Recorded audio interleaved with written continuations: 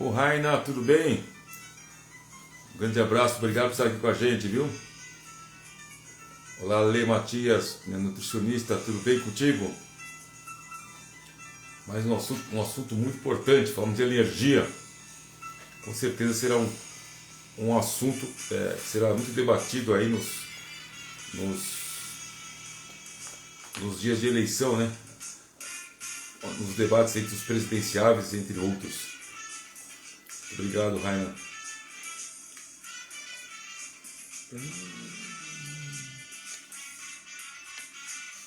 Vamos esperar o nosso querido amigo Felipe Nunes Barroso.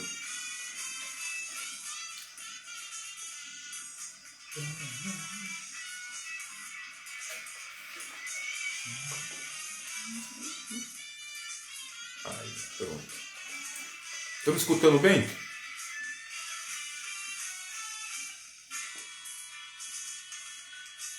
Raina, Ale, estão me escutando bem? Nosso convidado já está entrando.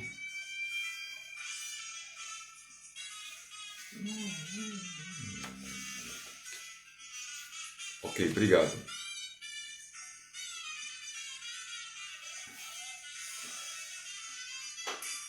Eu vou aproveitar essa.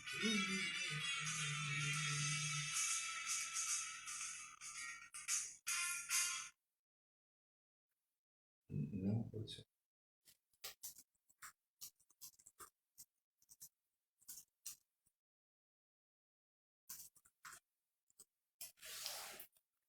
Tô tentando entrar, não está conseguindo. Oi, Rosa, boa noite, tudo bem? Obrigado por estar aqui comigo mais uma vez. Filipão já está entrando. Falar de energia, de mercado, o que vem acontecendo em termos de investimentos no Brasil e no mundo afora. Os assuntos aqui no 10 perguntas estão cada dia mais quentes. Vamos lá, ver o que ele vai fazer ali.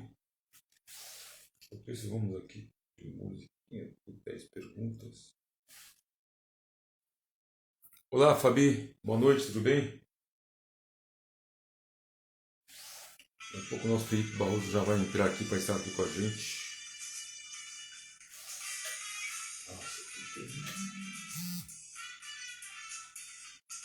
Boa noite, Guerreiro, obrigado.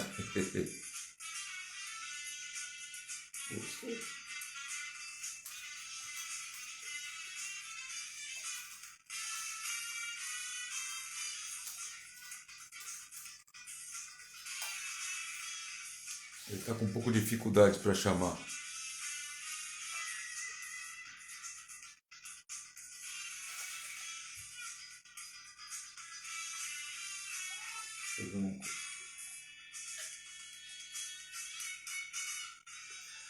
Não é fácil.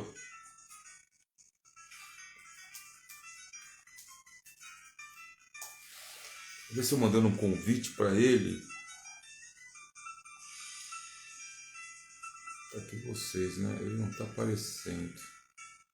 Ver se eu consigo mandar isso para ele.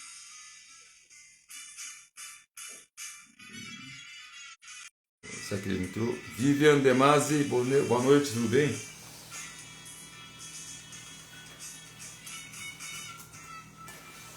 Ah, ele apareceu, nosso candidato não, poderia ser candidato a alguma secretaria. Vamos lá, chamar o nosso querido amigo Felipe Barroso. Vamos aqui, aqui. Então eu vou chamar por aqui.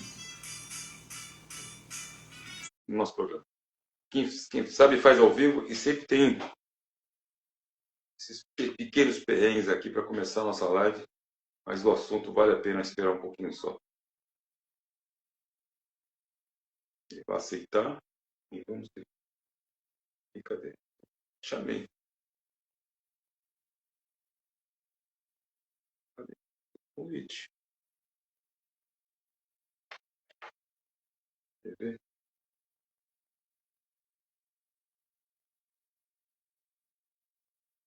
Entrou na coisa. Ok, então vamos lá.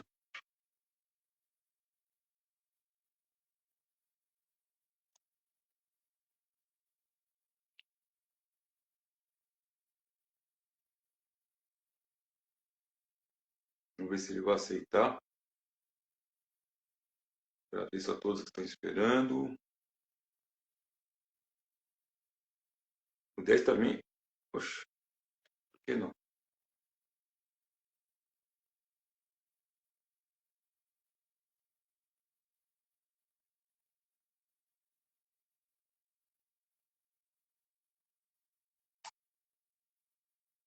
Olá, Filipão. Vou te fazer um novo convite. Já te chamei, inclusive, vou chamar de novo. Convidei, agora é só você aceitar esse convite aí. Você entra na live.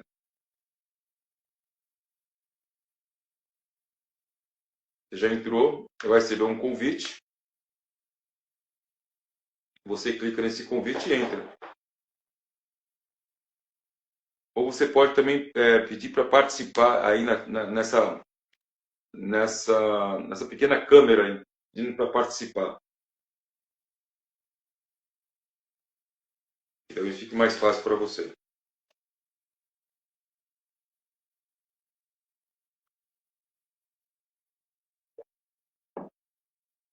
Ok, maravilha. Tal, aceitar. Pronto. Oi, Erika. Boa noite. Vamos lá começar, nosso querido amigo Felipe. Agora é só aceitar, Felipe. Já te chamei aí.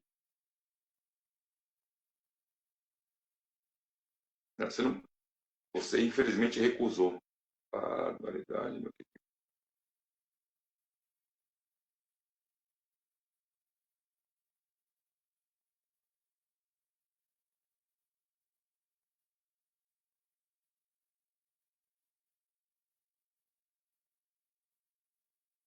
Neymar Medeiros, obrigado por estar aqui com a gente.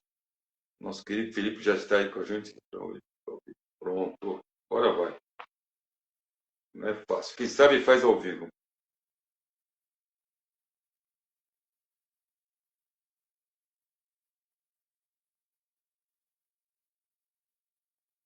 Obrigado.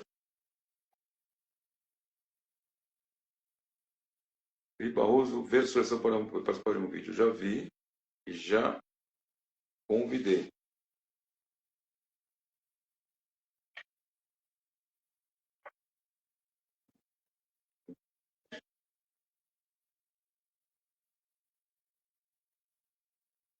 Já aceitei, Felipe. É só você aceitar aí também. Ó, mais uma vez, aceitar. Felipe não pode participar. Alguma coisa está acontecendo aí. Alguma coisa está acontecendo. Você está dizendo que você não pode participar.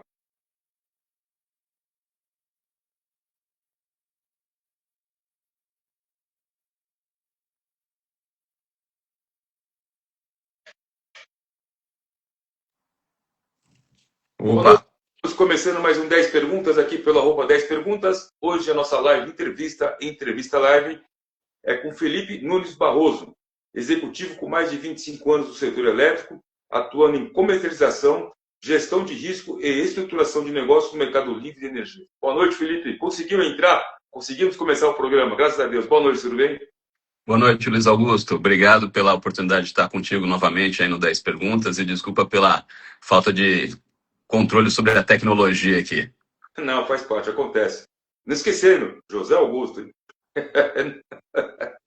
Felipe, tenho certeza que da última participação aqui dentro das perguntas, muitas coisas estão sendo faladas e sendo investidas positivamente a favor da energia de modo geral. O mundo todo fala sobre isso. Eu tenho certeza que nesse ano político será um diferencial entre um candidato ou outro. Mas antes de começarmos com as 10 perguntas, gostaria que você pudesse falar um pouco da sua formação, e de lá para cá, graças a Deus, o 10 perguntas conseguiu conquistar mais seguidores ao longo dos anos. Ótimo. Primeiro, eu gostaria de parabenizar o programa 10 Perguntas por toda a caminhada que vem fazendo ao longo desses anos, com a participação de pessoas aí contribuindo para que formem a cada um a sua opinião dentro da sociedade civil de forma democrática. Bom, a minha formação é administrador de empresas. Na parte acadêmica, eu tenho um MBA em Corporate Finance, na estruturação de projetos, tenho um MBA em energia, e agora tenho um mestrado na parte de gestão da competitividade, né, na linha de sustentabilidade. tá? Legal. Do ponto de vista profissional, eu venho atuei nos anos 90 no mercado financeiro, a partir de 2000 entrei para o mercado de energia elétrica e biomassa, e em 2019 eu incorporei aí a oportunidade de atuar em empreendimentos de geração de energia a partir de resíduos. E agora estou ingressando na cadeira acadêmica também, dando cursos de viabilidade de empreendimentos em alguns MBAs. Deixa eu te fazer uma pergunta. Em relação aos outros países, vamos dizer, o mercado americano, né, o europeu e o asiático, que nível que nós estamos aí em termos de profundidade, em termos de investimentos de energia, de um modo geral? Olha, são mercados bastante distintos, né? O mercado de energia elétrica, principalmente, especificamente no que tange a energia elétrica, vai muito da questão de recursos naturais dos países. Então, se a gente falar em termos de Brasil, o Brasil tem uma vasta qualidade de rios com condições de implantação de hidrelétricas, que foi a base do setor elétrico nacional desde a sua implantação. Então, o Brasil vem, desde o seu início do desenvolvimento enquanto país, criando geração de energia elétrica, né, a partir de pequenas centrais hidrelétricas e depois grandes centrais hidrelétricas com grandes lagos, como é o caso da usina hidrelétrica de Itaipu, entre outras.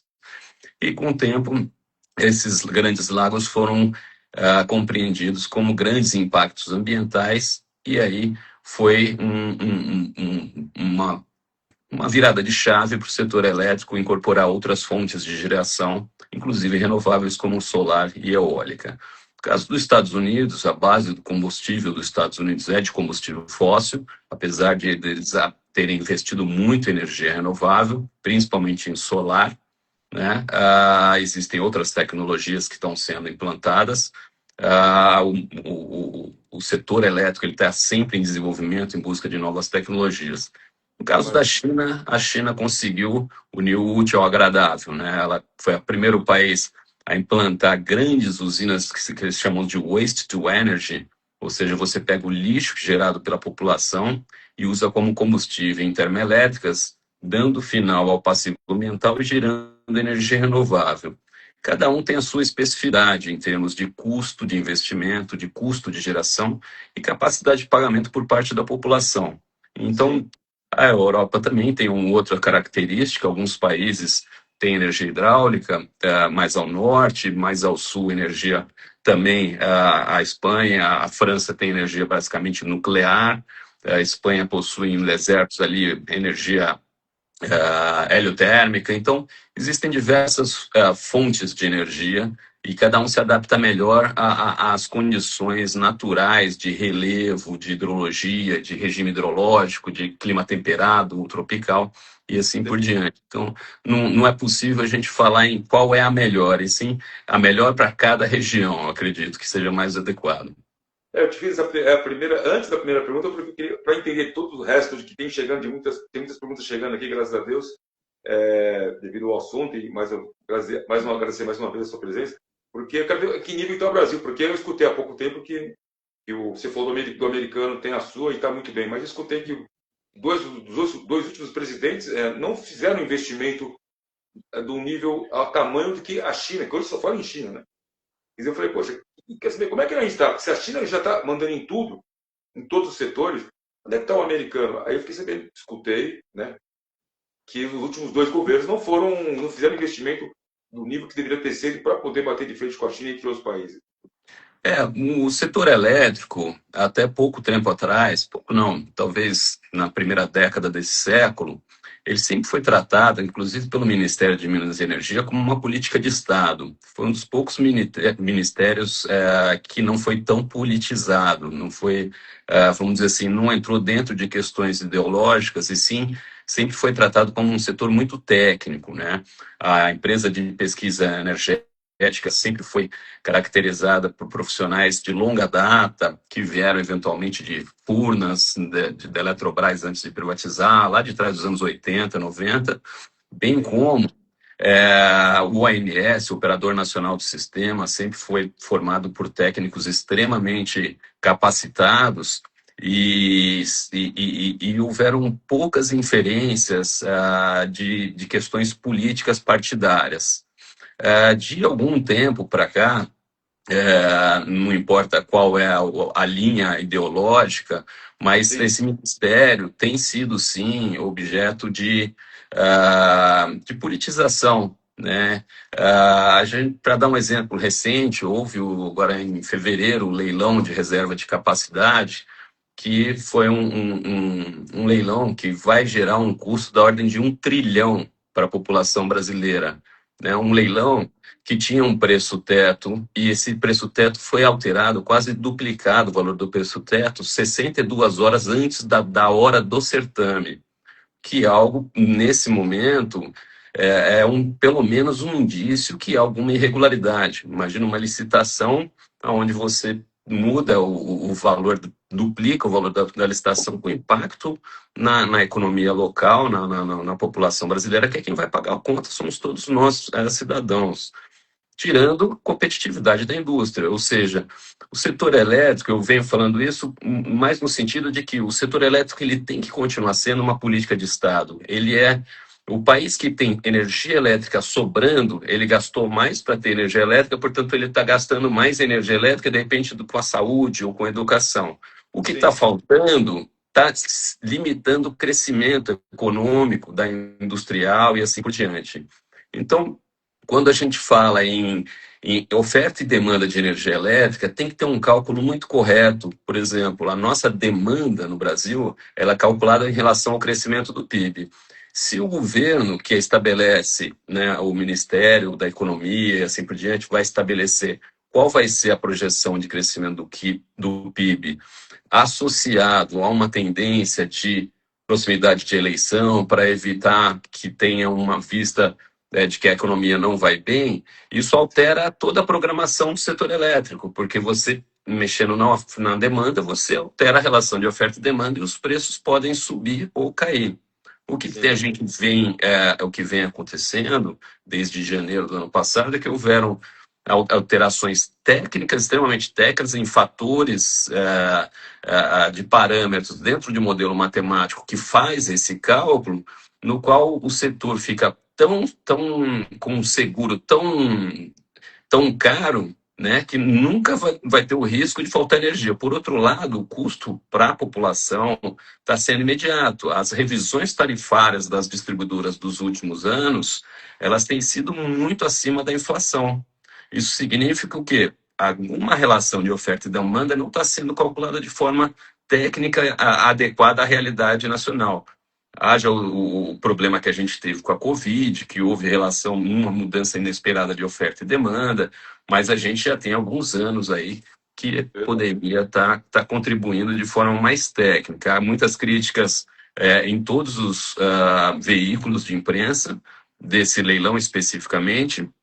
Há uma crítica muito grande, já há muitos anos, de associações, principalmente de consumidores, em relação a subsídios que foram destinados à geração de energia renovável, tanto a fotovoltaica quanto Sim. a biomassa, quanto a eólica, que agora o consumidor está tendo que pagar a conta, e essas gerações de energia que são intermitentes, elas estão gerando um degrau de geração no sistema quando não há sol, por exemplo, no caso da noite. Então, a desculpa de ter um leilão de reserva agora é contratar termoelétricas de combustível fóssil, um volume enorme, para poder atender esse degrau da energia renovável. O que, ao meu ver, não é a forma mais adequada de se resolver o problema num país onde a gente tem mais de 90% da nossa geração originária de energia de combustíveis alternativos, né? Seja hidrelétrica, seja biomassa, seja solar, eólica. Nós temos uma matriz energética, eletroenergética mais limpa do mundo, né? Temos que nos orgulhar disso, né? E agora, se a gente pega 30% da nossa capacidade, faz um leilão de termoelétrica, gás natural ou qualquer combustível fóssil, a gente está indo contra a questão de mudança de matriz energética, ao que aconteceu na COP agora em Belém, aos compromissos de Acordo de Paris e assim por diante, e indo contra todo o desejo que é a gente ter uma indústria mais sustentável, energia de longo prazo, sem sem onerar a população que já sofre com inflação elevada, com juros caríssimos, né? Então, hoje, quando se falou em investimento, os investimentos estão extremamente retraídos, porque como é que você vai remunerar um investimento para pagar uns juros de 15, 20, 30% ao ano? O preço da energia elétrica tem que ser muito caro, e quem paga energia elétrica é a população. Então, no Sim, fim do sim. dia, é uma conta circular. Inclusive, você falou das placas fotovoltaicas. Eu mando um abraço para o Rodrigo, ele esteve aqui e falou muito sobre o mercado europeu, que lá qualquer casa tem as placas. Aqui no Brasil, as pessoas não entenderam. Eu vou até fazer a primeira pergunta é a seguinte: como você vê como você enxerga a transformação do mercado livre de energia no Brasil nos últimos anos, especificamente depois da expansão gradual da abertura e das novas regras que estão redesenhando o setor? Essa é uma. Você já deu uma pequena entrada nesse assunto. E a segunda, para poder ratificar o que o Rodrigo falou sobre a Europa, que já está, qualquer casa tem a placa. E aqui no Brasil, as pessoas ainda estão olhando, nossa, quanto é para colocar a placa tanto? Nossa, é muito caro. Mas entende que em pouco, meio, metade, a grande prazo, vamos dizer assim, o retorno vem a contento. E a pergunta é mais ou menos isso. Na visão, quais foram os principais equipes de comunicação do mercado ao vender a ideia de economia fácil e que a crise recente ensinou sobre risco, preço e expectativa do consumidor? São bem complexas as perguntas, inclusive. Tranquilo. Bom, em relação à questão de placa fotovoltaica, o que a gente chama de geração distribuída, qualquer cidadão, qualquer unidade consumidora pode adquirir um kit de geração de placas fotovoltaicas e instalar no telhado ou em alguma área, e essa energia, ela é injetada na rede ao longo do dia, e essa residência, essa unidade consumidora, seja um comércio, uma indústria, ela puxa a energia da rede quando as placas não estão gerando. Isso faz com que você tenha um determinado período do dia com muita injeção de energia na rede, né? Sim, E na hora que falta essa geração de energia, na hora que falta, porque ela não tem a geração, você consome da rede.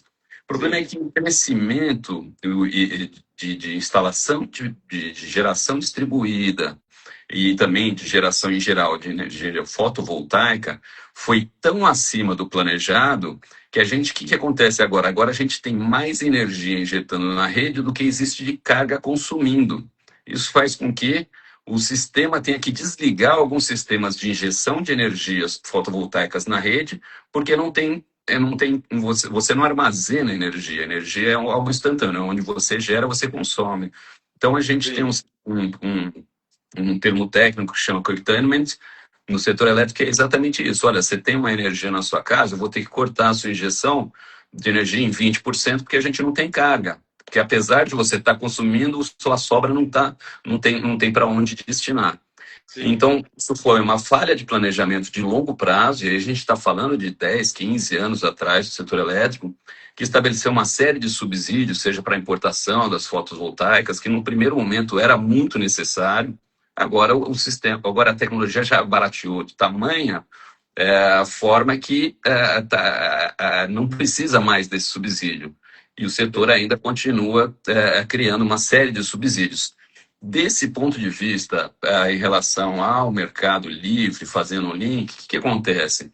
Esses subsídios, esses leilões de reserva de capacidade, geração de energia fora da ordem de mérito, que são termoelétricas que precisam ser acionadas quando há alguma falta de geração, um período muito chuvoso, que a geração fotovoltaica talvez não atenda, se é necessário um período de hidrológico baixo, que tem baixo nível de reservatório, você precisa acionar termoelétricas. Essas termoelétricas, de alguma forma, elas acabam virando encargos setoriais. E esses encargos, eles estão cada vez mais caros. Porque você cria um subsídio hoje, mas essa conta vai chegar daqui 10, 15 anos. E ela começou a chegar. E aí agora entra num sistema onde o mercado livre de energia, de um lado, já faz 2 anos que a gente vem com preços elevados, então é um mercado que havia uma sobra de energia, havia uma condição de preços acessíveis de energia, no qual esse planejamento começou a se desbalancear. A gente tem há 2 anos aí de mercados de preços mais elevados. consumidores, comercializadores que comercializaram energia a um determinado preço lá atrás, quando o preço estava barato, em contratos de longo prazo, e agora precisam adquirir energia a preços mais altos, gerando problema de fluxo de caixa, e falta de liquidez, porque na hora que você corta a geração, o próprio gerador não sabe se ele vai poder vender aquela energia, porque ele não sabe se ele vai gerar, né? Então, existe vamos dizer assim, um tripé que contribui agora para um problema sistemático, onde a gente tem as comercializadoras de energia mais antigas pedindo recuperação judicial, consumidores que estão com contratos associados a essas comercializadoras, tendo, vamos dizer assim, ficando ao léu, né, tendo que buscar outros fornecedores a preços mais elevados. Isso gera um certo fervor no mercado, já faz em torno de 1 ano, 2 anos que tem aí um buraco aí no setor elétrico aí da ordem de 10 bilhões de reais, com semanalmente comercializadoras pedindo recuperação judicial. E, por outro lado, tem grandes geradores que podem atender esse mercado, né, e estão se preparando para isso. E a gente tem, para 2027, uma regulamentação pronta para que abra um mercado para nós, consumidores residenciais. Então, olha só que maluquice que acontece. De um lado, o mercado está passando por uma crise financeira de fluxo de caixa, falta de liquidez. A regulação estabelece que, a partir de 2017, consumidores de qualquer tamanho possam participar desse mercado livre. Mas existiu nesse meio do caminho uma expectativa e um discurso que o mercado livre sempre foi o melhor dos mundos, porque já deu 20%, 30% de economia. E hoje continua nesse segmento esse flag de que o consumidor livre ele vai ter sempre uma economia garantida.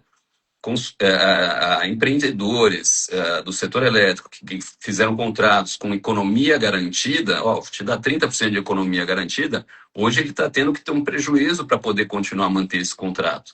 E esse prejuízo chega uma hora que o agente ele já não consegue mais arcar.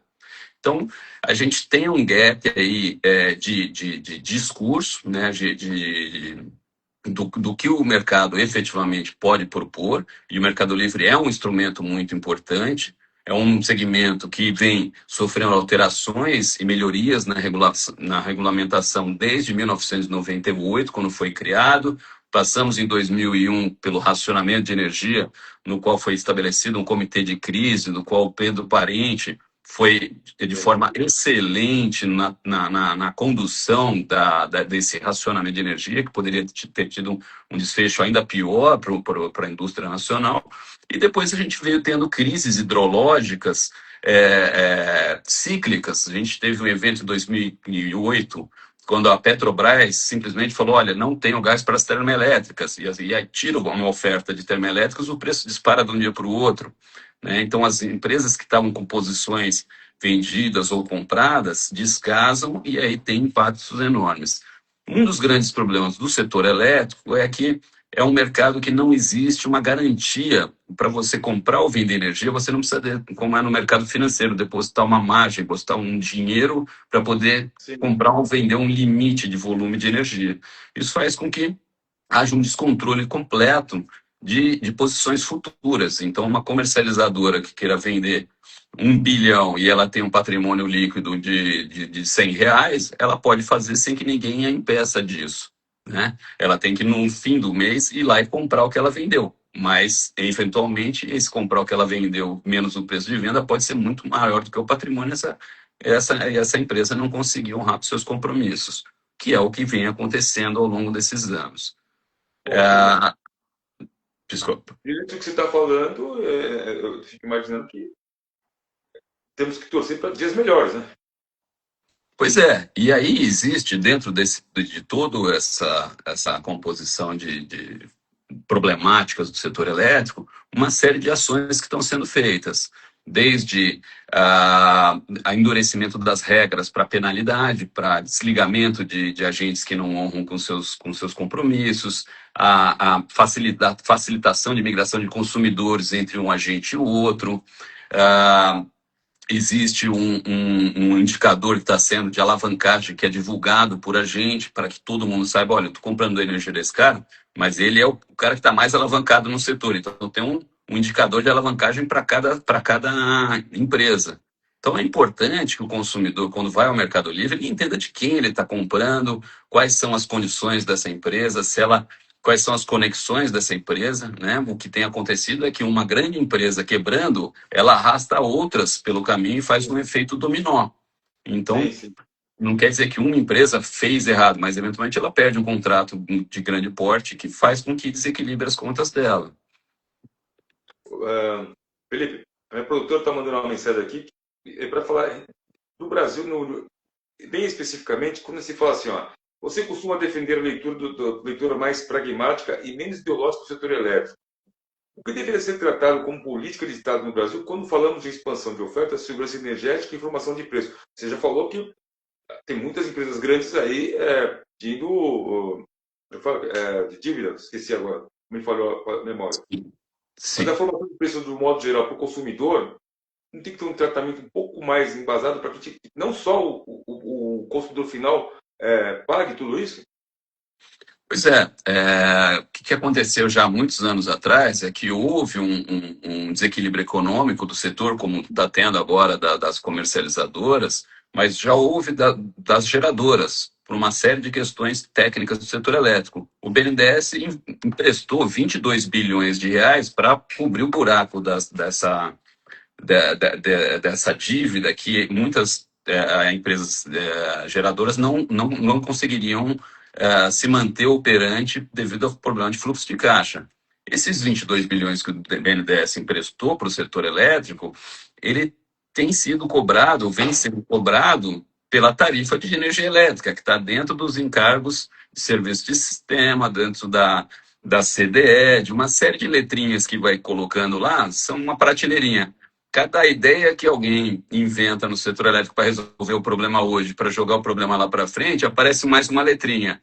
E isso contribui para que o nosso preço de energia vá subindo acima da inflação, né? Então, hoje, o que acontece? Uma das orientações, pelo menos para os clientes que eu presto consultoria, é que a gente avalie todas as possibilidades de autoprodução de energia elétrica. Para quê? Para fugir desses reajustes tarifários que estão sendo praticamente dobro, triplo. Tem distribuidora esse ano tendo reajuste de 20% na tarifa de energia elétrica. Se a gente pega um consumidor eletrointensivo, 40%, 50% do custo do produto é energia elétrica. E como é que ele vai repassar isso no mercado internacional que vende de minério, por exemplo? Isso é commodity. Então, às vezes, você não tem essa margem para absorver e você tem que fechar a unidade fabril, né? Então, a energia elétrica ela é muito sensível para que a gente consiga manter um crescimento estável da indústria, uma projeção que o mercado, que a gente seja competitivo, seja no mercado interno, no mercado externo e longe das ideologias, porque essa é uma característica muito técnica. O nosso preço é feito por um modelo matemático, não por oferta e demanda de compra e venda, como é uma ação da Petrobras, um mercado Sim. aberto qualquer. Então, assim, a politização das esferas técnicas do setor elétrico, ela é péssima em qualquer cenário, seja de direita, seja de esquerda, de qualquer... o setor elétrico ele precisa ser imune a isso, ser blindado porque é algo técnico e é a base do país. Sem energia elétrica não tem crescimento, não tem energia para o hospital operar, não tem energia para as crianças estudarem. Então, a gente fala que energia elétrica ela só aparece quando ela falta, né? Porque a gente está tão acostumado de tê-la que quando falta a gente fala, nossa, tô sem internet, tô sem energia, não tô conseguindo ligar um micro-ondas. E aí Já a gente vê o tamanho do impacto que é a falta de energia elétrica para a sociedade brasileira. meu pai. Oremos. Bom, são 9 horas e 35 minutos. Para você que está chegando aqui agora na nossa live, eu sou o José Augusto Arruda, hoje entrevistando aqui dentro do 10 Perguntas, Felipe Nunes Barroso, executivo com mais de 25 anos no setor elétrico, atuando em comercialização, gestão de risco e estruturação de negócios no mercado livre de energia. Quem quiser segui-lo, Felipe N. Barroso. Felipe, enquanto você está uma aguinha, deixa eu mandar um grande abraço aqui para o meu amigo Rodrigo, da CL Solar, é um dos nossos grandes patrocinadores. A CL Solar é uma empresa de energia elétrica formada por engenheiros com mais de 20 anos de experiência no setor elétrico, setor de energia, desculpe. Atuando 100% com energias renováveis, com fornecimento e instalação de sistema voltaicos, on-grid e híbridos, consultoria e migração de clientes pelo mercado livre de energia. Quer dizer, você me indicou o Rodrigo, fizemos uma entrevista e de lá para cá, graças a você, se tornou um grande patrocinador do nosso programa. Também rumo ao Exas. Deve ser verdadeiro, né? Olha, você falou da inadimplência. Esses efeitos em cadeia do mercado livre alteraram a percepção sobre comercializadores, varejo, energia e confiança na cadeia de contratação. Não é meio esquisito, porque com a inadimplência e os efeitos em cadeias do mercado livre alteraram a percepção sobre comercializadoras, varejo de energia e confiança na cadeia de contratação. Você está com inadimplência, como é que você pode ter uma confiança na contratação com esse histórico que você acabou de falar agora há pouco tempo, inclusive? Pois é, eu acho que assim, todo problema a gente sempre tem um lado bom, né? Que é achar onde está a solução para poder aprimorar o que aconteceu no passado. A gente tem que aprender com os erros do passado do setor elétrico. Então, a gente tem uma série de agentes com problemas financeiros.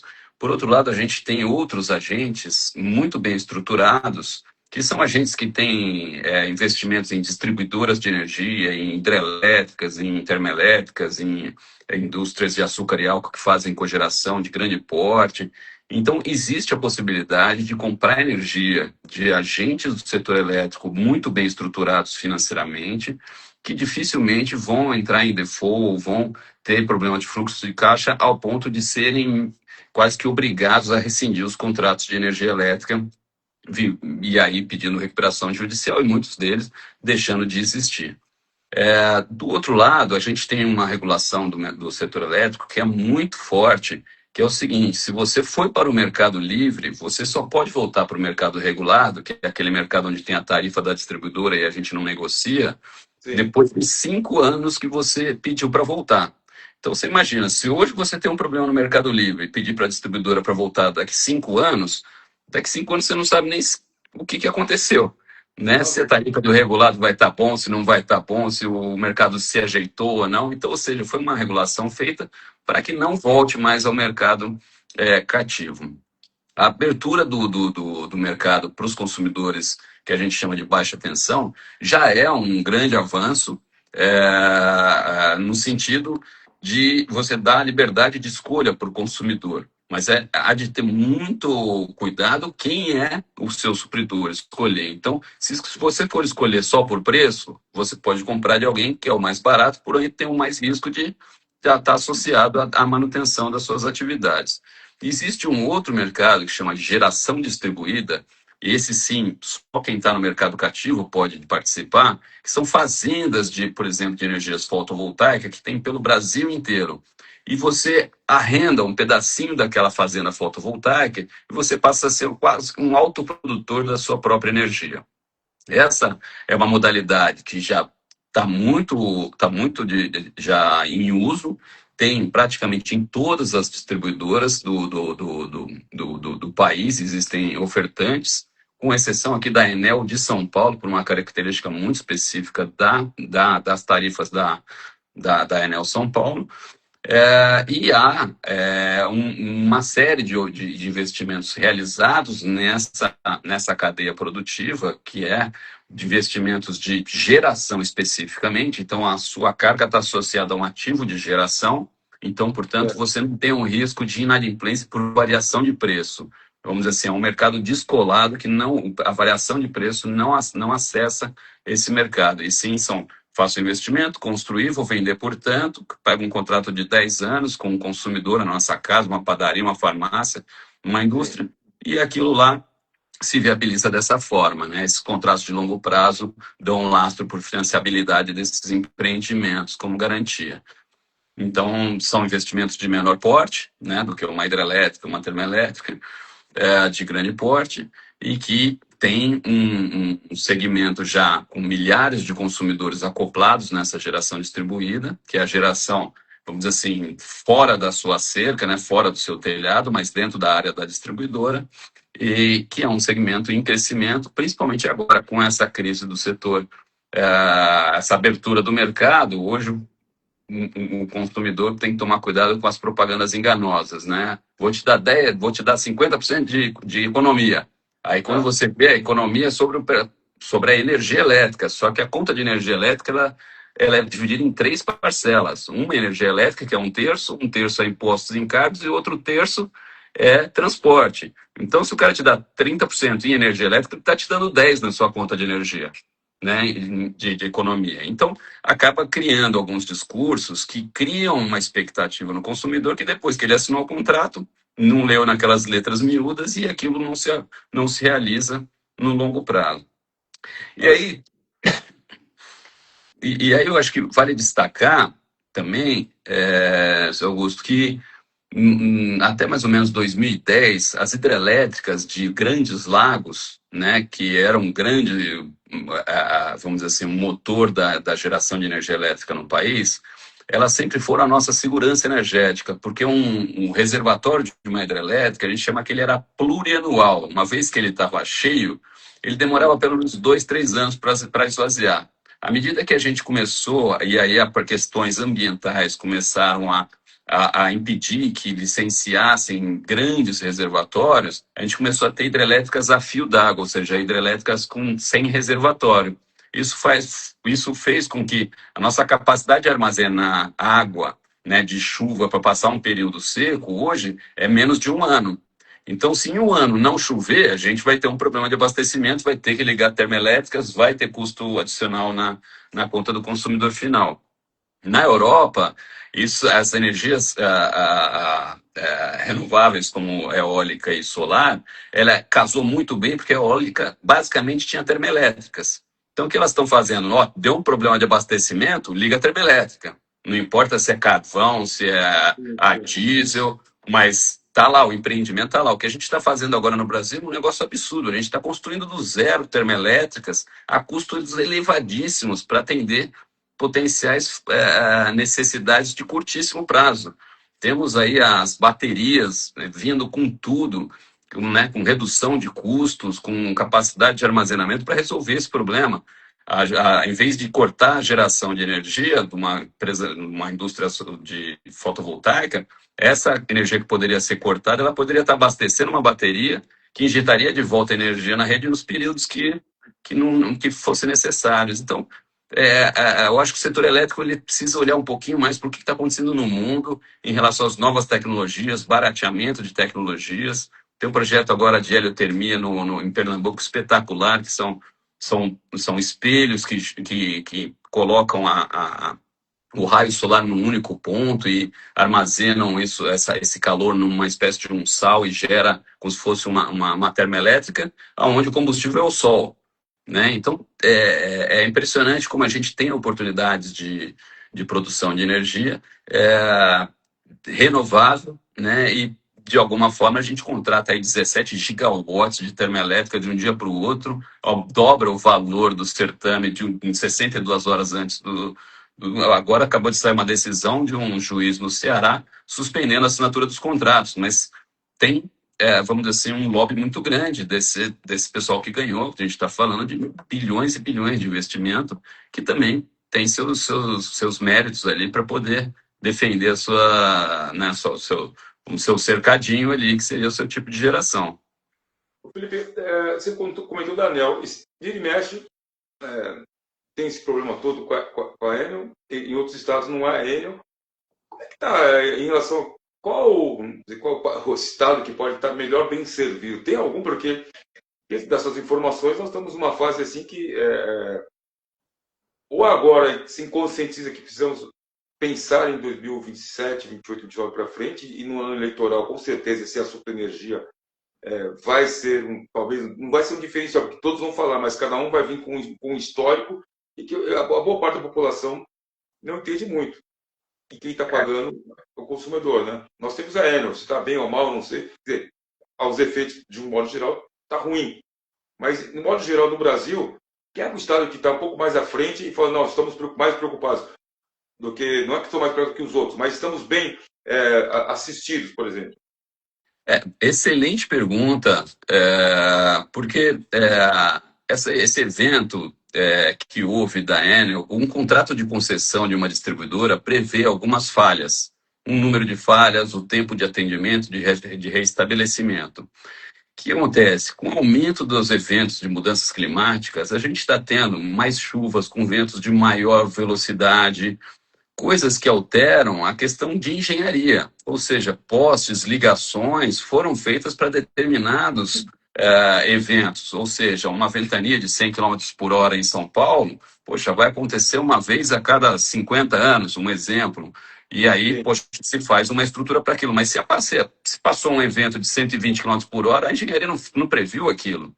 Sim, Então, como é que eu vou cumprir um indicador de atendimento dentro de um contrato de concessão, onde eu tenho uma remuneração garantida e tem investimentos obrigatórios a serem feitas, mas não foi previsto naquela época da concessão que eu ia ter eventos climáticos adversos de tal forma e de tal velocidade com tamanha constância que a gente tem agora. Então, existe sim uma politização, né? Vamos dizer assim, colocar a Enel São Paulo naquela época das ventanias, que teve o apagão, como, olha, a Enel é o vilão. Não, o vilão é todo mundo, né? As companhias de comunicação que penduram um monte de fio nos postes, e os postes não têm estrutura para aguentar aquele peso. sim, São os gatos da população que também colocam em risco a rede elétrica, é o município que deveria podar as árvores que caem com a ventania e derruba a rede elétrica.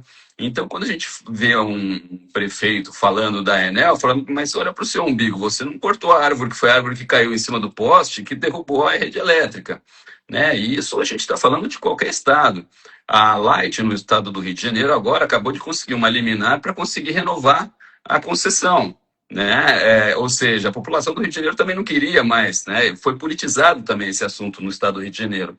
E não é claro. diferente dos outros estados do Brasil. Então, o setor elétrico ele precisa de investimento para atender de forma com qualidade. Agora é o seguinte, existe um limite que a população está disposta a pagar na energia elétrica para ter garantia daquele fornecimento de energia. Se eu for pagar um valor tão caro, às vezes é melhor, olha, eu prefiro não ter. Antigamente, né, desligava o gerador de um sítio à noite para dormir, né, Sim, para sim. poder ter energia. A gente volta para essa época, vamos dizer, essa época da pedra, no sentido de, olha, precisamos achar qual é o ponto de equilíbrio onde a sociedade está disposta a pagar para ter uma qualidade de energia, né, e que isso tem que lembrar a todo mundo que garantia de 100% de geração, de fornecimento de energia elétrica, custa muito caro. Então, os modelos matemáticos, eles calculam para a gente ter um risco de 5% de não ter energia elétrica. Se botar 4%, o preço dobra o custo desse seguro. E aí a população não quer pagar. Então, é importante que a população tenha essa informação, que esse seguro, quem paga é a população, né? Via tarifa de energia elétrica, né? Que é revista anualmente pela ANEEL e a cada 3 a 5 anos uma revisão tarifária extraordinária. Então, é vamos dizer assim, um cobertor que você puxa de um lado, ele fica curto do outro. E essas informações no ano eleitoral deveria já estar sendo falada, mas, como eu te falei, temos equipes, eu acho que tem muita equipe de comunicação. O que você falou agora, eu falei da Enel, o que discuta é dizer, eu não posso cortar porque a Enel não desligou, e fica esse jogo de empurra, e a população, de modo geral. Tem um advogado amigo que eu conheci e falou, olha, eu tentei ler o contrato para poder rescindir, é muito complexo, conclusão.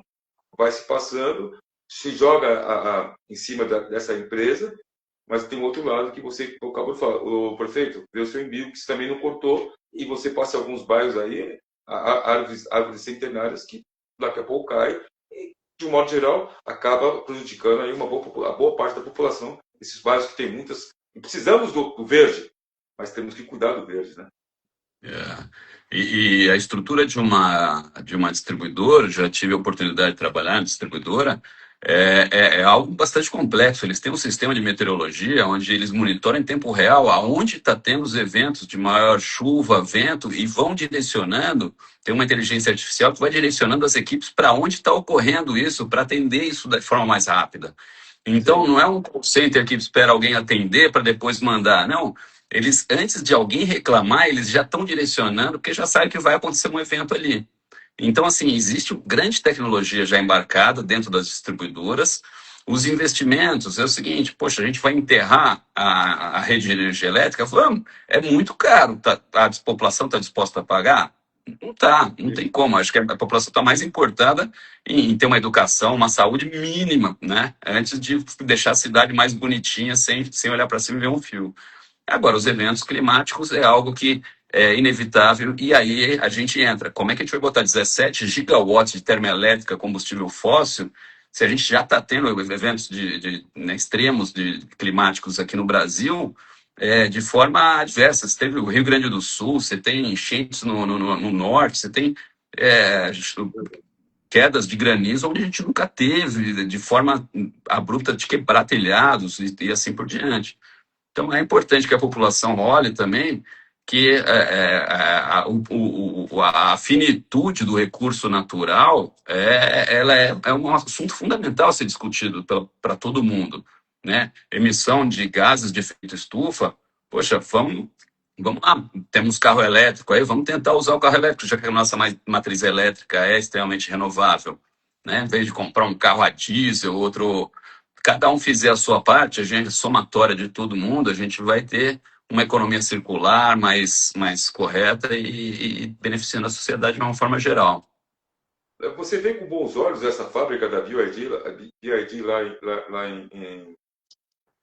em Salvador? Na Bahia, né? Oi? É uma fábrica na Bahia, né? E está trazendo muita gente de fora e vai praticamente aumentar aí a produção de carros elétricos, mas o custo ainda para uma população de um modo geral ainda não dá, né?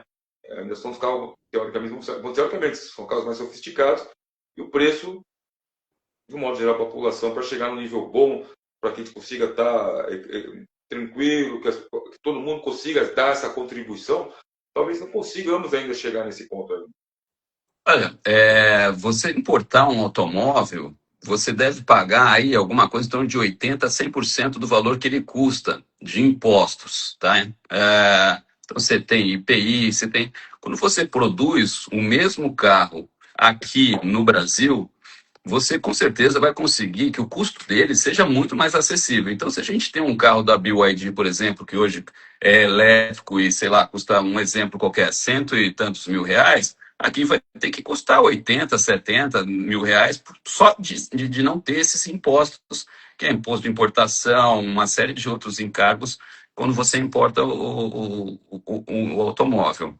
Agora, a gente tinha um incentivo para carros elétricos, né, de isenção, de CMS, uma série de impostos, e aí, para tentar proteger a indústria nacional, não, então vamos retirar os subsídios de impostos dos carros elétricos. Então vamos vender mais carro a gasolina, mais carro, mais poluição, mais veículo a diesel. A gente tem agora uma lei do combustível do futuro, de que a gente tem um potencial enorme no Brasil para a produção de biometano, de SAF, combustível de avião, e isso está começando se, vamos dizer assim, a se animar nesse mercado. Então, a entrada de novos fábricas no Brasil, mesmo que venham dentro dessas fábricas parte de carros importados, como acontece em Manaus, que eles montam as coisas ali, é uma forma de você estimular alguma indústria que está precisando de um pontapé.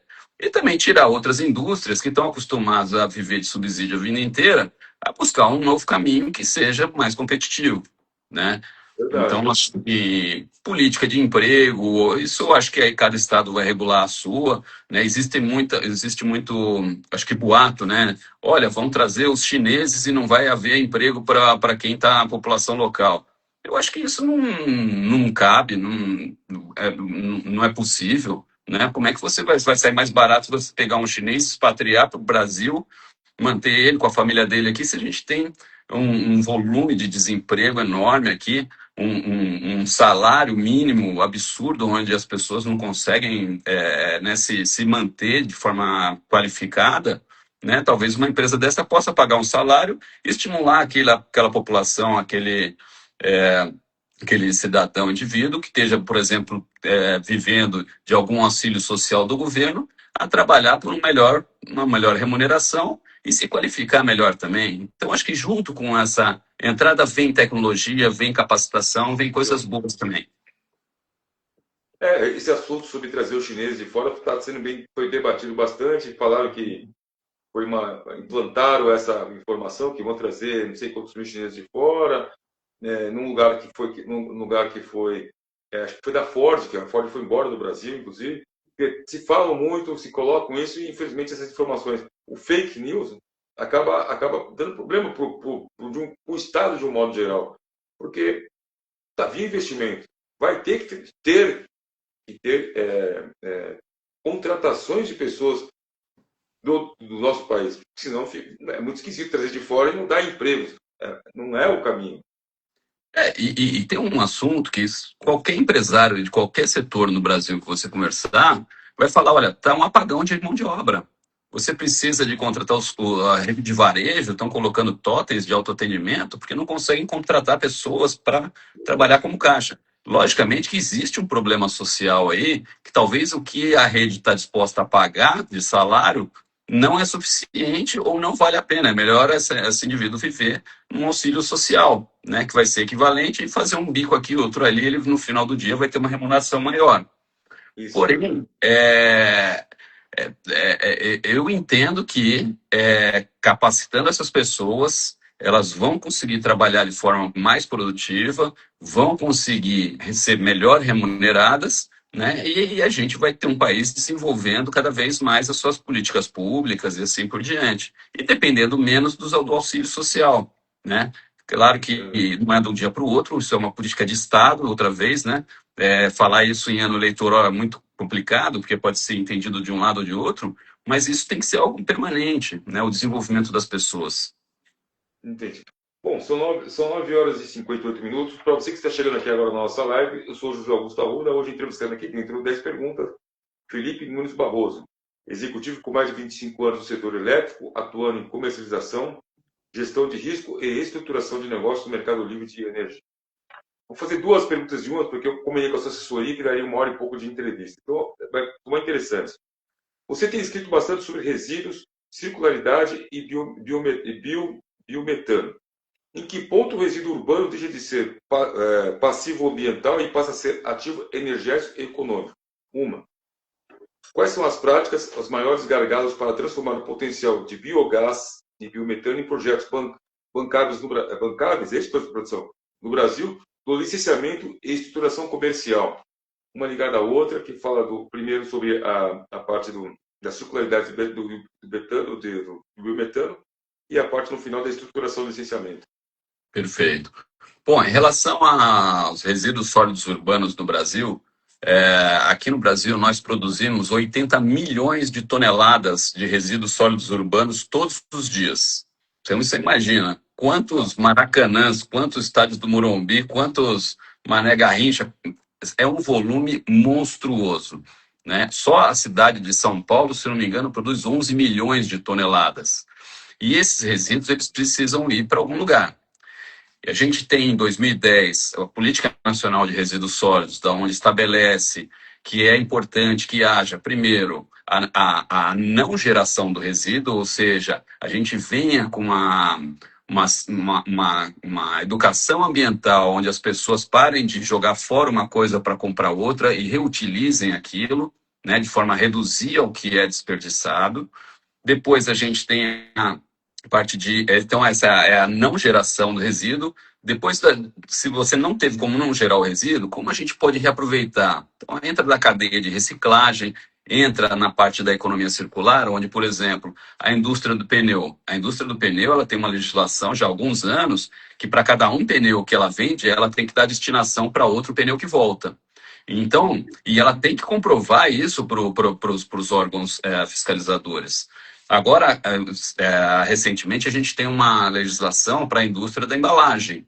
Ou seja, quem colocou leite dentro de um potinho lá daquele Tetra Pak, ele vai ter que buscar e vai ter que mostrar que ele recuperou, ele invasou tantas toneladas de embalagem, vai ter que dar a destinação correta para essa embalagem.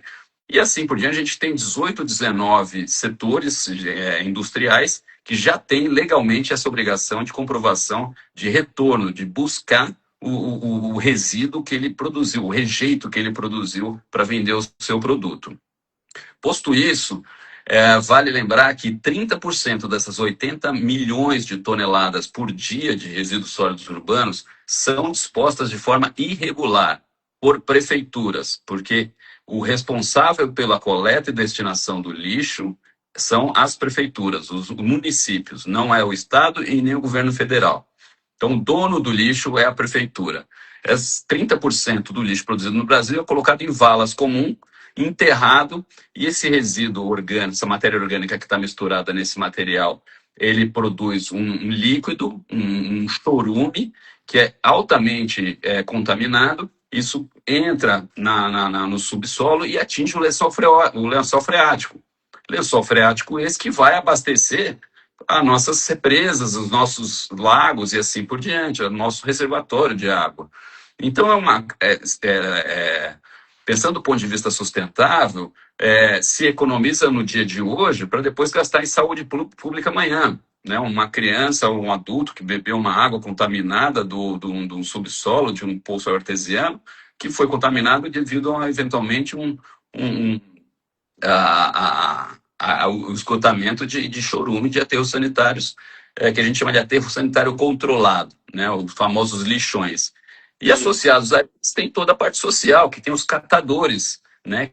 Que são as pessoas de situação de vulnerabilidade, que vão em cima desse lixo, abrindo aqueles sacos de lixo onde tem tudo misturado, sem nenhuma proteção, sem uma luva, andando descalço, crianças fazendo essa atividade, e isso é comum em diversos lugares do Brasil.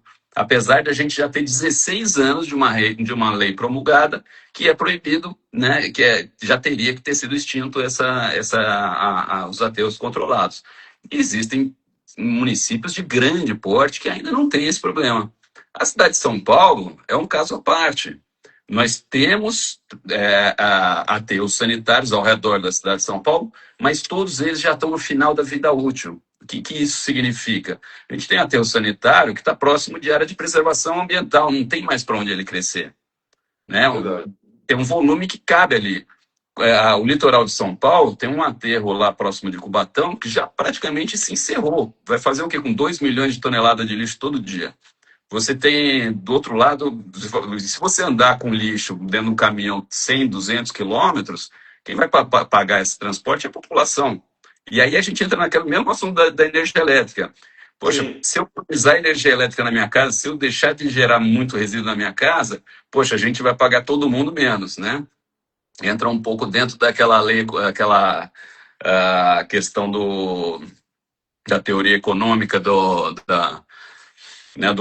caos completo da população. Se todo mundo só pensar no seu umbigo, todo mundo vai morrer sozinho, né? Então a gente tem que pensar enquanto coletivo. Felipe, me dá um minutinho só, porque infelizmente eu não sei o que está acontecendo aqui com a minha câmera. Um minuto só que eu preciso pegar um carregador, que nunca aconteceu isso. Um minutinho só, enquanto estou uma água, eu tenho que sair um pouquinho, só pegar um carregador rapidinho. Tá aqui do meu lado, eu nem tinha reparado, tá aqui do meu lado. Ai. Primeira vez que acontece que o meu celular dá esse problema. Tranquilo. Vamos lá, eu vou até segurar aqui com a mão. Pronto, você não pode acabar. Eu entrevistei aqui o Edson lá do Rio de Janeiro, que ele é o rei da reciclagem. Ele fala o que se joga de material que a gente não consegue trazer. Ele está com falta de matéria-prima para poder as fábricas poderem fazer aí a reciclagem de um modo geral. É muito preocupante isso. E você, quando você fala em esses milhões aí, eu não consigo mensurar, né? Porque não vejo lixo, mas mensurar o que poderia ter separado. Por isso que eu sempre, o que pode para cá, o que pode para lá, eu sempre falo, é falta de comunicação. E aí a gente, para dar números aqui, as duas maiores rúbricas, os dois maiores gastos dos municípios é transporte e coleta e destinação de resíduos. Então, você imagina as cifras de um município como São Paulo, como Rio de Janeiro, Belo Horizonte, Curitiba. Então, o que acontece? Existe já essa Política Nacional de Resíduos Sólidos, que para você manter, operar um aterro sanitário, você precisa fazer algum tipo de recuperação antes de destinar o resíduo, né, o lixo, para enterrar.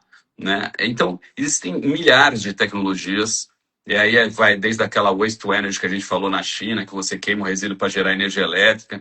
Você tem a separação da matéria orgânica para produzir biometano, não mandando a matéria orgânica para aterros sanitários. Tem um benefício que você, produzindo biometano, você pode substituir o diesel em caminhões, faz a conversão de motores a diesel para motores a biometano. Já tem frotas rodando, ônibus em São Paulo rodando a biometano. É um combustível renovável. Os aterros sanitários, eles produzem biometano, biogás por natureza, porque a matéria orgânica vai deteriorando, Sim. e aquele biogás é produzido e existem tubulações que captam parte desse gás. E esse gás é purificado e transformado em biometano. Então, parte disso já está acontecendo, já é uma realidade. 1 metro cúbico de biometano equivale a 1 litro de diesel. Se a gente falar que 1 metro cúbico de biometano custa R$ 3 ou R$ 4 e o diesel custa 6, 7, a gente já está falando em economia financeira e economia de emissões. Ou seja, Verdade. esse empreendimento pode gerar crédito de carbono. Agora, a partir de 2027, as empresas vão ser obrigadas a relatar e fazer as compensações necessárias de crédito de carbono de suas emissões. E, do outro lado, a gente tem que os aterros sanitários, por mais desenvolvidos que seja a engenharia, eles conseguem captar até 40%, 50% do biogás produzido. A outra metade, ela sai como gases fugitivos do aterro sanitário e vai para a atmosfera. O metano, ele é pelo menos 20 vezes mais nocivo do que o gás carbônico. Apesar dele ficar na atmosfera menos, vai ficar 100 anos, vai ficar menos anos, mas ele é Sim. muito nocivo.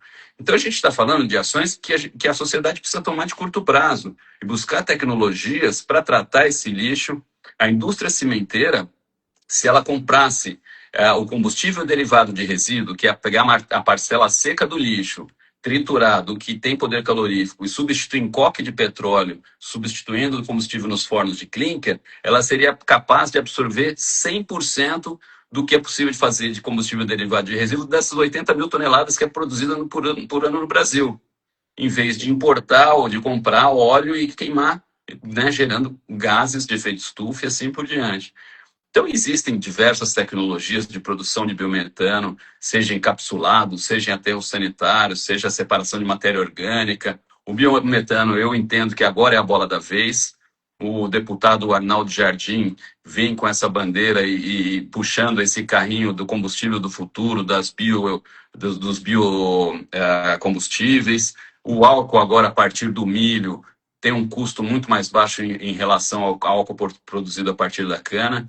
Tem um estudo da Fundação Getúlio Vargas que fala que no Brasil a melhor combinação é o carro híbrido a álcool, ou seja, o carro a álcool que pode ser consorciado com energia elétrica e não com gasolina, ou seja, a vida útil desde o berço até a morte dele, até descarte do carro.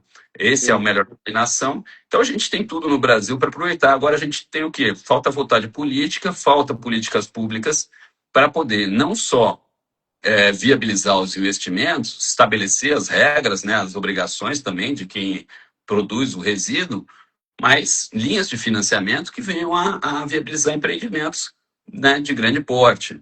Temos aí linhas como o FINEP, que estimula a associação de empresas com institutos de tecnologia para desenvolver protótipos ou plantas, né, que venham a produzir, tem a parte de transição energética, de educação, de uma série de coisas, mas que tem um volume financeiro disponibilizado pelo governo federal restrito.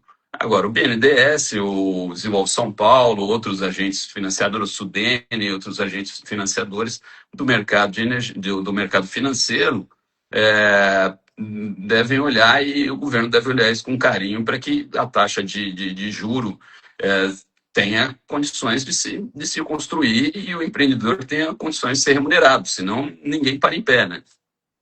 Do jeito que você vem falando sobre do governo, o ano político, continuo sempre falando dos assuntos, diversos assuntos que o 10 Perguntas traz aqui, falta de comunicação. Chegar a isso lá no comecinho, na periferia. Porque a gente que anda um pouco pela periferia ainda vê muito lixo jogado pela rua, não está reciclado. Quem recicla, tem uma frase de um amigo nosso em comum: quem recicla é quem mais joga fora, é quem mais come, parece, que foi mais ou menos isso que ele quis dizer. E é muito ruim, porque se você não faz de baixo para cima, a gente não consegue chegar nos números que o Brasil precisa para se colocar, assim, chegar perto dos grandes, vamos dizer assim, né? Hoje, você acabou de falar, hoje estamos vendo os carros, estamos vendo os ônibus, que para mim é um atraso ainda, os ônibus. Está chegando, mas é muito pouco. Esse sobre os lixos que você falou, tem aqui na Anhanguera tinha um super conhecido, que a gente passava ali para viajar, aquele lixeiro, acho que já não tem mais, já não deve. A cidade cresceu demais que não tem para onde crescer, né? Então, eu Sim. acho que essa é uma. Eu vou voltar, esse ano volto a falar. Temos que ter uma política de comunicação muito forte para que a gente não tenha mais esse problema. Você falou que agora agora é o biometano. Quem é que sabe disso? Sim, sim. O biometano é um combustível natural do país. Quer dizer, se a gente está tirando biometano do lixo, 50% do lixo é matéria orgânica. A matéria orgânica que produz o biogás e que tem 60% de teor de biometano. Ou seja, a gente está simplesmente jogando fora algo que a gente podia estar substituindo o diesel, enquanto isso a gente tem políticas públicas que subsidiam o diesel para o transporte rodoviário. Então, assim, por que a gente não subsidia, então, o biometano em vez de subsidiar o diesel? Ah, não temos infraestrutura? Vamos construir infraestrutura, né? Os táxis antigamente tinham os táxis com gás veicular, naquela época ainda era gás natural, ainda de combustível fóssil.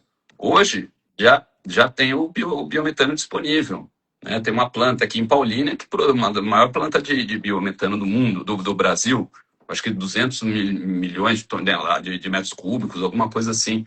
Então, assim, nós temos capacidade, temos empresas de grande porte investindo, temos aí a MWM, já fez um motor só 100% a biometano para caminhões de veículos pesados. A gente tem tecnologias mudando, alterando motores de diesel em tratores no meio rural para álcool, ou seja, já que você produz o álcool lá no interior, por que você não consome ele lá em vez de trazer ele para cá e levar o diesel para lá? Né? Existe um número mágico, fala assim, olha, eu gasto 2 litros de diesel para levar 1 litro de diesel, por exemplo, até o Mato Grosso. Então, como é que essa conta para em pé? Se eu tenho usina de álcool lá no Mato Grosso, por que eu não uso o álcool lá, né? É uma questão de estudo logístico, e aí tem os interesses políticos das classes que já estão estabelecidos dentro da cadeia de suprimento de cada segmento, de cada indústria, que precisa também pensar um pouco melhor enquanto sociedade e rever aí as suas políticas, as suas formas de lidar, a sua relação com os stakeholders, com a sociedade, com os órgãos governamentais. E aí aqui fica talvez uma crítica aos órgãos de licenciamento ambiental.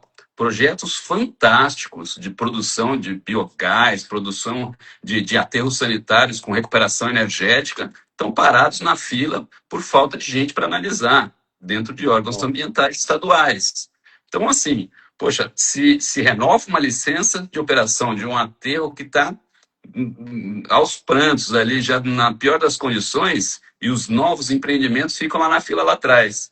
Né? Então, precisava ter uma força-tarefa para que esses novos empreendimentos entrem disputando também. Ninguém quer trabalhar de graça, né? Ninguém pode trabalhar de graça ali nessas condições, porque os investimentos são muito elevados para construir um novo aterro, uma nova planta de recuperação energética, mas que isso precisa ter uma licença de ambiental para poder disputar de igual para igual e receber o resíduo e transformar isso em energia, seja biocombustível, seja energia elétrica, né, e assim por diante. Felipe, estão chegando tantas perguntas aqui, e é um programa que não seria 10 perguntas, seria mais 20 ou mais 30, mas o importante é que eu estou chegando aqui pelo meu computador, eu tenho aqui no papel algumas coisas que estou recebendo aqui, mas a gente não pode ultrapassar aquele tempo que eu combinei com a sua assessoria de 1h15 no máximo. Eu tenho mais perguntas, depois eu vou mandar pelo e-mail algumas que chegaram. Chegou alguma de Ribeirão Preto muito interessante aqui. Eu vou contar com uma 10ª pergunta. Na verdade, então, são duas. Vamos tentar finalizar com essas duas juntas aqui. Ó. Como você avalia o papel da transparência transparência de mercado, das plataformas digitais e da inteligência comercial, da profissionalização do setor elétrico brasileiro, que está complicado, não tem muita mão de obra, mas precisamos melhorar, né? E se eu tivesse que apontar 3 temas que vão dominar o debate energético no Brasil nos próximos 2, 3 anos, quais seriam e por quê? Você já meio comentou um pouco aqui, mas é bom que te volte nesse assunto, porque a gente entrando aqui na nossa live. Para fechar Maravilha. com chave de Bom, ouro. as plataformas digitais que operam hoje no mercado de energia elétrica são ferramentas fantásticas. Você digitaliza a experiência do comprador da energia elétrica, passa a ser muito mais simples, você tira o intermediário que está onerando a cadeia, né? Então você tem plataformas hoje, por exemplo, como a BBCE, que você se cadastra lá e compra energia de grandes volumes, você identifica se você quer comprar de um ou de outro, o preço está dado, você acompanha qual é o preço de mercado, então isso serve como transparência. Você tem uma plataforma como a Elect, que é uma plataforma de geração distribuída, onde você entra lá para comprar energia da sua casa, coloca lá onde o seu município, já te fala quanto você vai ter de economia, ali você já assina o contrato, faz o upload da sua conta, já assina e a partir do mês seguinte você já obtém o benefício e desburocratiza, né, essa questão de, poxa, eu vou ter que ligar para um cara, o cara vai colocar mais problema para poder depois vender a solução, vender uma consultoria. Não, as plataformas, elas são algo sensacionais, vieram para ficar, né? Não é à toa que a Bolsa de Valores antigamente era um pregão ao vivo e passou a ser uma plataforma digital, né? E no mundo todo isso aconteceu, então isso não é uma tendência, é uma realidade, né? E com relação aos três pilares, que eu entendo que vai ser do setor elétrico brasileiro, que vai bater muito agora a porta em função do período eleitoral, é o leilão de capacidade, que a gente comentou das termoelétricas que foram contratadas. Agora publicou um leilão de baterias, né, que eu acho que, ao meu ver, esse sim é algo que está na linha do que tem de tecnologia de ponta. Pode ser num primeiro momento caro, mas ele não precisa leiloar tudo, vai à medida que vai necessitando, vai se implantando, porque são empreendimentos de rápida implantação, de 6 a 1 ano, você coloca um empreendimento desse rodando. A parte a rediscussão de como endereçar os subsídios tarifários, né? Então, energia incentivada, quem incentivou vai para quem no consumidor residencial, mas aí a gente tem o Luz para Todos, que aí volta para a indústria reclama que ela está pagando muito caro, perdendo competitividade e, portanto, precisa de uma tarifa mais barata, mas ela precisa de qualidade de energia, alguém precisa investir na rede elétrica para ela ter a qualidade de energia, mas então fica esse subsídio cruzado, é a maior confusão e interessa para muita gente que isso ninguém entenda, para ninguém saber quem que está causando o problema, né? Então, Sim. nesse período eleitoral, pegar uma bandeirinha e falar, não, eu vou atrás desse porque isso aqui vai resolver o problema, é muito fácil para o político que pegar isso. Agora, eu quero ver ele explicar o setor inteiro, né? Todo esse joguinho de xadrez parar em pé de forma, né, sustentável. E a parte da revisão tarifária, que esse ano eu acho que não tinha visto nos últimos 25 anos do setor elétrico aumentos tão elevados, 3, 4 vezes o valor da inflação em um único ano, né? E aí vem... Não se prepararam, né? Como você falou do nó dos ventos, não se prepararam, deixaram como está e vamos ver o que vai dar. E agora chegou a conta. E aí entra a questão da sustentabilidade. Os eventos climáticos estão cada vez influenciando ainda mais todos esses segmentos, seja a indústria, seja o setor elétrico, a poluição que a gente gera, o resíduo que a gente gera, a conta cai para a gente também. Seja agora, seja daqui a pouco, seja mais para frente. Se não cair para a gente, vai ser para os nossos filhos, para os nossos netos, né? Então, cada um precisa botar a mão na consciência e contribuir um pouquinho com o nosso planeta aí, que tem os recursos naturais findáveis, né? Felipe, bom, eu sempre quando a gente faz a 10ª pergunta, logo após eu fiz a 10ª pergunta, eu sempre peço para o meu entrevistado dar aquela mensagem positiva diante da sua ótica, porque você aqui falou o que está acontecendo, que pode melhorar e tudo mais, mas sempre tem aquela mensagem falando, olha, gente, esse é o caminho, é isso contigo. Enquanto eu faço aqui a finalização aqui. Pode falar. Joia. Bom, eu acho que a contribuição individual, ela prevalece, né? Aquela teoria econômica que até agora não me vem à mente, que até o Papa colocou na encíclica dele, há uns 3, 4 anos atrás, que é que se cada um não fizer a sua parte olhando para o coletivo, vai estar todo mundo achando que está fazendo bem sozinho e vai morrer todo mundo, faltando água, faltando comida, porque um botou fogo para melhorar o negócio aqui, o fogo pegou no vizinho, o vizinho correu atrás do outro, o outro foi atropelado e assim por diante. Então, acho que a ação individual, olhando para o coletivo como objeto de chegada, como o target final, ela é fundamental, né? E a capacitação da população para que a população tenha mais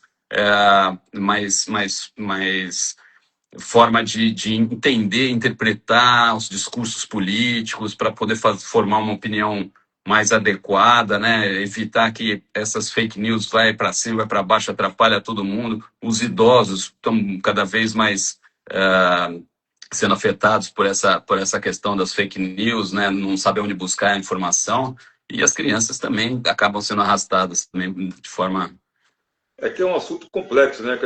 Biometano é muita informação e aí acho que a cadeia lá de baixo ela apanha e esperamos que tenhamos uma vontade política de mostrar um pouco mais de perto isso, né? Porque se faz necessário. A periferia precisa disso. E aí eu te pergunto, 2028 ou logo teremos um Felipe Nunes Barroso, o secretário da área da energia? Olha, realmente carreira pública não é meu forte. Tenho até um certo trauma com esse assunto. Eu tenho total interesse em contribuir para a sociedade. A gente tem desenvolvido eventos para que essa informação técnica seja de forma pública, com qualidade. A gente tem feito eventos em Jundiaí, em outros lugares. Mas, assim, carreira pública, meu negócio é contribuir para a sociedade de uma forma legal, sem questões partidárias. Eu sou quase que apartidário, eu prefiro trabalhar com a ciência. Tá certo, tá certo. Bom, Felipe, muito obrigado mais uma vez por estar aqui com 10 perguntas. Sempre solícito com a gente, sempre está apoiando. Esteve comigo na gravação dos 5 anos. Quem sabe aí logo no 6º ou no 7º ano você seja a pessoa entrevistada para falar de um modo geral com pessoas também ligadas à sua área e precisando da nossa força aqui, 10 perguntas, qualquer nova publicação ou leitura, manda aqui para nós, para a gente poder disparar e que a gente faça o possível para que consiga chegar a esse assunto que é bem complexo para muito mais gente, mais pessoas que possam estar cientes do que está acontecendo de uma forma geral no mundo como um todo, não só no Brasil. Maravilha. José Augusto, eu quero te agradecer, felicitar aí o programa, os 5 anos aí, e que tenham mais 25 pela frente aí, se Deus quiser, crescendo, aumentando a audiência e levando a informação de qualidade para todo mundo. Eu agradeço. Agradeço a todos também que chegaram aqui às 9 horas da noite, ficaram até com a gente até agora, falando com o Felipe Barroso, e voltamos aqui após a Copa do Mundo, porque daqui para lá só se fala em jogo, e daí não vamos tirar o foco, vamos torcer para o Hexa, porque também o 10 Perguntas está se preparando para o Hexa, dia 18 de agosto, para o Hexa, de 6 anos de 10 Perguntas. Agradeço a todos e voltamos aqui, com certeza, com mais grandes conteúdos como o de hoje, após a Copa do Mundo. Obrigado, Felipe. Precisando, é só mandar os links para nós, tá bom? Muito obrigado, um abraço. Obrigado a todos. Aí, tá bom? Um abração. Obrigado, um grande abraço.